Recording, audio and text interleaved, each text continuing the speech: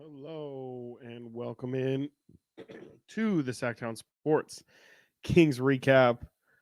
My name is Chris Watkins. Thank you so much for joining us tonight as the Sacramento Kings unfortunately lose an incredibly disappointing game to the Portland Trailblazers in Portland, 130 to 113. Kind of crazy to say, but season high nights when it comes to scoring for Domantas Sabonis, 34 points for Domas, 43 for De'Aaron Fox. Both of those are tied for season highs. And unfortunately, it wasn't good enough, which is definitely going to be how tonight is going to be remembered, just as a night where the two Kings All-Stars brought it. You really can't ask for better performances out of those two guys. De'Aaron hits, I believe I heard a career high 7 3-pointers made tonight as well. Just no one else could really help those two guys out. Keegan Murray, he finishes 2 of 11, 5 points, 1 of 7 from 3. Harrison Barnes, I thought, had a really good first quarter, first half. And then really got nothing out of him in the second half. He finishes with 9 points. He's actually the Kings' third highest scorer. So I guess shout out HB for 9 points. He's been the Kings' I guess third most reliable option for the past couple weeks. So it's kind of fitting that in a weird way he's the third leading scorer tonight. But yeah, again, nothing really out of Kevin Huerter as well. He finishes with 5 points to match Keegan Murray's 5, 1 of 5 from 3 for Kevin. That's not going to cut it, frankly, and then we're going to get to the bench later, but your starters, you need to be able to have a third guy to step up. We talked about after the last live stream, after the last game, about Keegan Murray and his record when he scores over 20 points, and really how that's indicative of just in general when the Kings have a third star, how much better this team is. If they don't have if they just have another option tonight to go to, it feels like tonight could have gone differently on the offensive end. The defensive end is a whole nother monster. I think at some point this team is going to have to commit to playing some defense. Of course, at the start of this year, that was the big talking point. It was the thing that we all knew this team needed to get better at. And just like last year, I mean, defense was the talk of the offseason and of training camp. And we saw it for a little bit. We saw this team, I think they were as high as 18th in defensive rating at one point in this season. They were able to show just a little bit of promise on that end, and they're back to their old ways. I mean, I think that let me check NBA.com, but if I'm not mistaken, they are right back to pretty much where they were last when it comes to defensive rating. So they need to commit to playing defense in order to make nights like tonight easy. I mean, frankly, you're not going to be able to hit your shots every single night, and I think this team has had to learn that the hard way this season. But that's okay. Not every team is going to be able. No team, 0 teams in the NBA will shoot well for 82 games in a season. That's why you need to play defense. You need to commit to the defensive end of the ball and make nights like tonight a little bit easier on yourself, because on a night where you have your two best players have season highs, that should be enough to get it done. But since they couldn't get stops, they allowed Portland's bench to kind of get into it. That was a really big talking point that was going on just throughout the entire game. You felt it when guys like I did have to look up the pronunciation of his name. Duop Reith, shout out that dude who had a career night tonight, 25 points, 9 boards for him. Definitely fitting into the Skylar Mays territory for those of you who remember the first time the Kings played the Blazers this season. Just giving up career highs. Shout out Duop for his performance tonight, but it was really a bigger sign of how the Blazers bench just absolutely dominated the Kings bench. I don't know. Let me see if I can get a final tally on that bench. 65-12 is what my buddy texted me. 65-12. The bench advantage was for Portland. That's that's not acceptable. You can't have that. This Kings team is frankly one that I will be the first to admit all offseason I was talking about how deep this team is and how Chris Duarte, Sasha Vezenkov, Trey Lyles, all of these bench players are going to make the Kings bench unit one of the best in the NBA. And boy, oh boy, do I feel dumb for saying that, because they just haven't performed like that all season long. But when you have a team that's as bad as the Portland Trailblazers, like, no disrespect to them, the numbers back it up. They are the 29th best scoring, or I should say the second worst scoring offense in the NBA.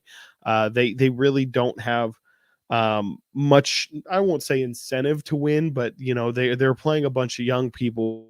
They don't really have playoff or play-in aspirations. This is probably going to be one of their biggest wins of the season. This is only their fourth home win of the year. This is just a night that you can't have. Frankly, I mean, the Kings are about to start a really easy patch in their schedule. They showed a graphic on NBC Sports before the game started tonight that the Kings, now this is the Blazers included, coming into tonight, the combined record of the Kings' next 9 opponents is 82-146, which is a 36% win percentage. They need to take advantage of this stretch of games, especially after coming off the stretch that they were just playing right before Christmas, where you have Boston, Phoenix, and then Minnesota. When you have nights that you have some good rest too. I mean, this team hadn't played since was it Christmas Eve or even the day before Christmas Eve. It's been a while since these guys played. They're well rested. No excuse of second night of a back-to-back. They tonight you have to have. This league is frankly way too hard to be dropping nights like tonight. I mean, you very rarely have nights where you can say, tonight it would be hard to lose tonight. And the Blazers, frankly, are one of those teams on the schedule. And this is now the second time this season that the Kings have struggled with the Blazers. So maybe there's something else there that I'm not quite seeing yet, but the fact that the first time these two teams played, they had to go to overtime, and now the Blazers just really dominated the Kings pretty much for a majority of this game. It's definitely something you got to take note of, and is just yet another layer to the story that has been the Sacramento Kings this season. Just such a weird season. It's not all doom and gloom, as again they are playing an easy schedule or an easy patch of the schedule right now on Friday, which it's unfortunate the Kings don't play until Friday, but they will play in Atlanta against the Atlanta Hawks, against Bogdan Bogdanovic. For the U's out there who will remember, Bogey's having a ridiculous season this year for Atlanta. I think I saw he's at 18 points a game. I'm pretty sure he's shooting at or above 40% from three. Let me pick up his numbers. Yeah, he's averaging 17.9 points per game, 40% from three, 45% from the field. This is Bogey's best season in Atlanta by far. So that'll be fun to see Bogey on Friday. And then, they will close out the year on the 31st against the Memphis Grizzlies. So looking forward to that one. Okay. Got all the business out of the way. Man, I am out of breath after that one. It's been a while. How was everyone's Thanksgiving? That tells you I'm still in vacay mode. Excuse me. Christmas. How was everyone's Christmas? I swear on everything too. I texted one of my friends texted me Merry Christmas. It took me like a couple hours to get back to him. And I swear on everything, I texted him back, happy birthday, man. My bad. And so, thank God Apple introduced the edit button, because I had to fix that one. So excuse me as my mind is still in vacay mode. Merry Christmas to all those who celebrate. Happy holidays. Excited for the new year to come around, and yeah, I'm mostly really excited for this nice little easy stretch of the schedule. Because again, this was supposed to be joyous. Like this was a pre-planned beam. I'm pretty sure the Kings had somebody pre-scheduled to be like, oh yeah, John lights the beam. He, how he's the guy who lights the beam. He's definitely have him on call for Tuesday, because we're probably gonna light that thing. And poor John had to just sit out there in the cold, sit up there. I assume they light it from the top. He just had to sit up there and freeze. Yeah, I mean, definitely. I'm looking at the chat here also as I'm rambling, and I definitely think it's pretty evident. I think everyone kind of gets it. What the story of tonight is, just there's got to be somebody else to contribute. I mean, for yeah, right here, Bradshaw Shaw. That's a hilarious name. Murray and Keegan combining for 10 points is absolutely absurd. You cannot have that. You cannot. I was gonna look up how many, like, when Kevin and Keegan combine for under 5 threes in a game, what's the Kings record? Because there's just it's really crazy how, of course, De'Aaron and Domas are they're all stars, they're all NBA caliber players, but I think tonight's like a shining example of that does not matter if the other guys aren't contributing. And for all those who say basketball is not a team sport, I think a night like tonight is actually the ultimate highlight of basketball. Still kind of is a team sport, because again, you have two players give season high performances when it comes to scoring, and for it to just not be enough. Because I mean, for sure, defense, absolutely, there's a whole separate defense conversation that definitely goes into this, and I do think, again, this team has to at some point commit to the defensive side of the ball. I don't know if it's getting personal. I don't think you should have to bring in OG Anunoby for the Kings to beat the Portland Trailblazers. There should be enough ingrown talent, in-house talent to figure it out on a night like tonight. This is crazy. That the Kings again allow the Blazers to score 130 points, which is their highest point total of the season. That's terrible. That is absolutely terrible. And yeah, I don't blame anyone. I don't shame anyone who wants to bring up the trade machine. I really don't, because Kevin Huerter has just struggled. It's been up and down too much. I think the Kings need some consistency in their lineup, and I definitely think, even though they have terrible shooting nights like tonight, I would still say in terms of personnel, they have an excess of shooters.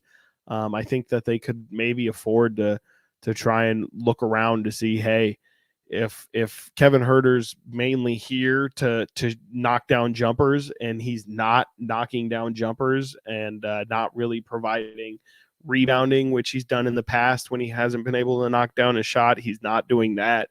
He's not, moving the ball a lot. He's not creating offense for himself or for others. He's a liability on the defensive end.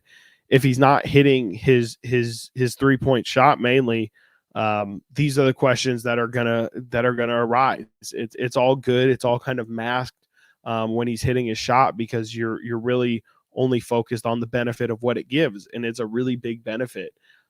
Even when he's not making shots, I was just watching the run, and De'Aaron Fox talks about how even when he's not knocking things down, defenses still give Kevin Huerter a lot of attention. He's got his usefulness for sure. But if he's not knocking down the shot, it really highlights the fact that he's not really providing consistency in a lot of different areas, which the Kings just kind of need, because they're a team that, again, is pretty flawed and needs some minor adjustments, I think, to take another leap to another level. And of course, there's still a couple more levels to go to. This is also Keegan's second bad night against the Blazers. I do wonder if there's something about going against his brother or something, just, the pressure of it all. They mentioned on the broadcast Keegan with him he took, which is actually really adorable. I love this story. Keegan took the 8-hour road trip from Sacramento to Portland with his parents, and drove up so that they could be with Chris on Christmas Eve. I don't know if maybe, because again, the first time they played in Sacramento, it was of course a really big deal because that was their first time ever playing against each other. So Keegan's family again flies into town. I'm sure they grab dinner the night before. It's a big old thing. And we know Keegan's not really one who loves attention or asks for a lot of attention. I just wonder if maybe just, and I'm definitely making a lot of assumptions here and probably a lot of excuses, but I wonder if maybe something about that matchup just kind of gets in his head a little bit, because it's just been a little uncharacteristic. And it was also not to single out Keegan. It was a really bad effort from just about everyone who was not named De'Aaron Fox and Domantas Sabonis. Because it shouldn't even take this guy. It shouldn't take De'Aaron Fox scoring 43 and Domas scoring 30. I mean, really, to start the game, one of the first things as I take notes for the game for topics I'm going to talk about, the first thing I wrote was no Ayton, no problem, because it was clear that since DeAndre Ayton was not going to be in this game, Domantas Sabonis was just going to go crazy, and he did. He took advantage of Moses Brown, who I actually kind of like as a center.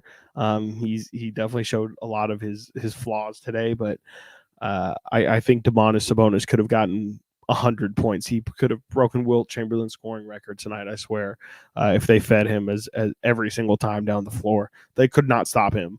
It did feel like for a little bit the Kings did get away from that and really try and knock down the perimeter jumper, which I don't blame them because Portland was knocking down perimeter jumpers and they were trying to keep up with them. And that's where, again, I would say if this team played some defense, that would definitely be helpful. But yeah, I thought Sabonis was a monster tonight. I think in a weird way, DeAndre Ayton being out did help the Blazers. I heard Dane Moore, shout out my guys, Frankie and Brendan, held down the 9-12 spot on the radio today, and they had Dane Moore, who covers the Minnesota Timberwolves on, and he talked about how in the T-Wolves game against the Kings, Cat being out actually kind of helped the Wolves a bit because it when you have two bigs out there like the Timberwolves do with Gobert and Towns, you're more susceptible to teams that are fast with their legs and fast in terms of moving the ball from side to side in terms of ball movement.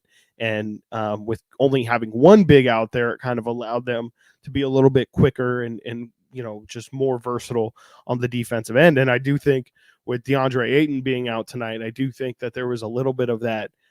It allowed their guards to play a lot more fast and up tempo, shoot a lot more from the perimeter because DeAndre Ayton is a little bit more of a plotting big man who definitely likes to post up and get his touches that way. So I think in a weird way, with the style of play that the Kings play, definitely more fast pace.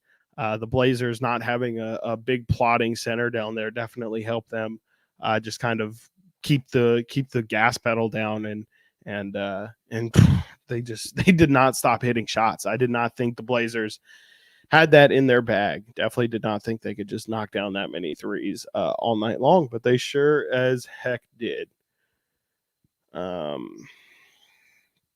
Let's see here. Anything else? Let's see. I did write down here as we'll kind of close up before we do our 3 stars. Actually, you know what? Let's do the 3 stars of the night because it's already written down there. 3 stars goes to the 2 All-Stars, Sabonis and Fox. Again, season high for them tonight. Wasn't enough. And then there's no other.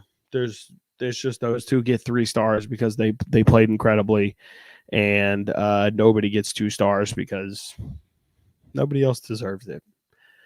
Nobody deserves it. So that's how the stars are going to be passed out tonight. But man, 0 stars will be passed out as I try and pull up the box score for the Detroit Pistons. Oh my gosh, they lost their 27th straight game in a row tonight. They started off the season 2-1. I'm sorry, they started off the year 2-1, and have since lost 27 in a row. They sit at 2-28 on the year, and of course there are Sacramento Kings ties. Marvin Bagley, who did not play tonight, he is a DNP CD. Him and James Wiseman kind of go back and forth between getting DNP CDs and getting a random 12 to 20-minute stint off the bench. So I guess it was Marvin's turn to be out. But man, the Kings have had a lot of really bad seasons. They have never in their worst of days lost 27 straight games in a single season, which is the only time in NBA history that has happened. And it's so weird. I was just talking to somebody about this the other day. The difference between the Pistons and some of the other really bad teams that we've seen just in recent memory, like the trust the process Sixers teams. And, I think there's been a couple other really bad teams. The one was escaping my mind, but there's just been in the recent history of really bad teams here. None of them have all of them have been intentional. Like the Pistons are trying to put a good roster out there. They're putting out Jay Ivey. Of course, it's still a young roster, but usually your intent is just lose as many games as possible. And the Pistons are out there playing Bogdanovich, Isaiah Stewart, like they're playing their guys. They're all healthy. It's just they are not very good, and it's just the strangest thing going on. But shout out the Pistons for doing something historic. Anytime you do something historic, it needs to be mentioned. So yeah, like I mentioned earlier in the program, the Kings will play the Atlanta Hawks on Friday as they continue their road trip, and then we'll end the road trip December 31st in Memphis, and then we'll be back in Sacramento the 2nd of January against the Charlotte Hornets. So we will be joining you, I know, on Friday. I don't believe I will be joining you after New Year's game or the New Year's Eve game because I will be out and about, and I hope everybody else is as well at about 8:30 when that game is over. So I will see you all on Friday after the game, and you can also check me out tomorrow also for the rest of this week from 10 a.m. to 2 p.m. on Styles and Watkins right here on Sactown Sports 1140 and the Sactown Sports 1140 YouTube channel. Y'all have a fantastic night, and unfortunately, we will not light the beam. Bye-bye.